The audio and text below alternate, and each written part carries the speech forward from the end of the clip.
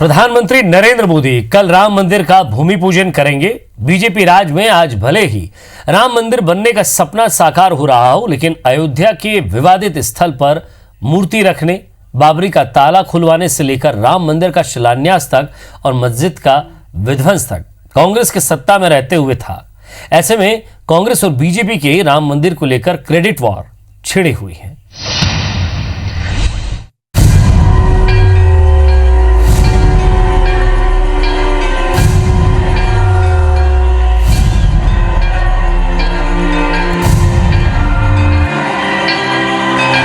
अयोध्या की विरासत जितनी पुरानी है, उतनी ही पेचीदा यहाँ की जमीन पर उठा विवाद भी रहा है। सुप्रीम कोर्ट के फैसले के बाद राम मंदिर निर्माण का काम शुरू हो रहा है।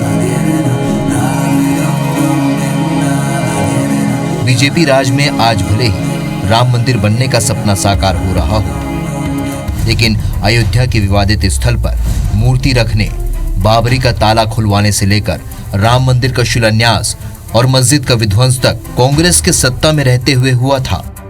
इसके बावजूद राम मंदिर निर्माण का क्रेडिट कांग्रेस से ज्यादा बीजेपी के हिस्से आ रही है। लिहाजा शहर शहर पोस्टर वार शुरू हो गया है। कांग्रेस और बीजेपी नेताओं में श्रेय लेने के लिए जुबानी जंग छिड़ गई है।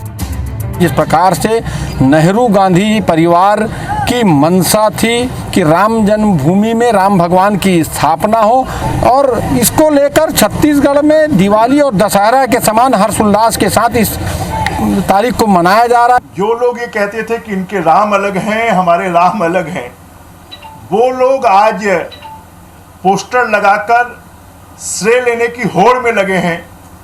राम मंदिर निर्माण के लिए दिया जला रहे हैं। हम तो उनको बधाई देना चाहते हैं। और हम सब तो, हमारी पीढ़ी के लोग जो सालों से, जब से होश संभाला तब से कहते थे कि राम लला हम आएंगे, मंदिर वहीं बनाएंगे, और वो सपना साकार हो रहा है। भगवान राम की जन्मभूमि अयोध्या में 1528 में मीर बाकी पर मंदिर गिराकर मस्जिद बनाने का आरोप लगा और बाद में विवाद का यही कारण बना।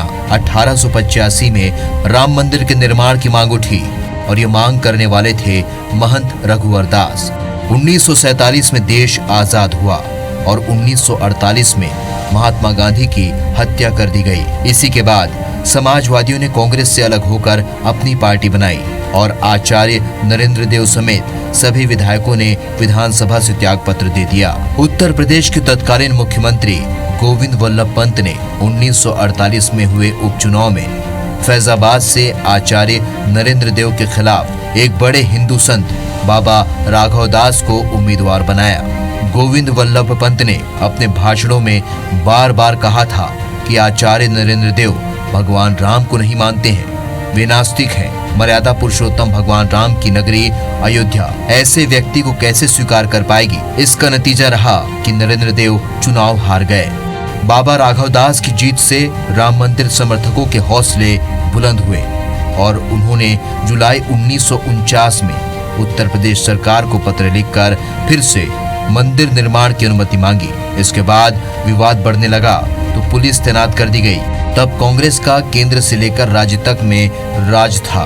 22 और 23 दिसंबर 1949 की दरमियानी रात विवादित मस्जिद स्थल के अंदर राम, जानकी और लक्ष्मण की मूर्तियां रख दी और ये प्रचार किया कि भगवान राम ने वहां प्रकट होकर अपने जन्म स्थान पर वापस कब्जा प्राप्त कर लिया है। 1950 में गोपाल सिंह विशारद ने भगवान राम की पूजा अर्चना के लिए अदालत से विशेष इजाजत मांगी थी। महंत परमहंस रामचंद्र दास ने हिंदुओं की पूजा जारी रखने के लिए मुकदमा दायर कर दिया।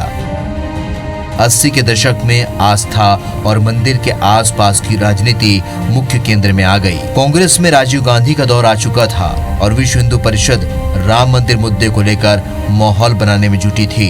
1 फरवरी 1986 को एक स्थानीय अदालत ने विवादित स्थान से मूर्तियां न हटाने और पूजा जारी रखने का आदेश दे दिया। इसके बाद बाबरी का ताला खुला।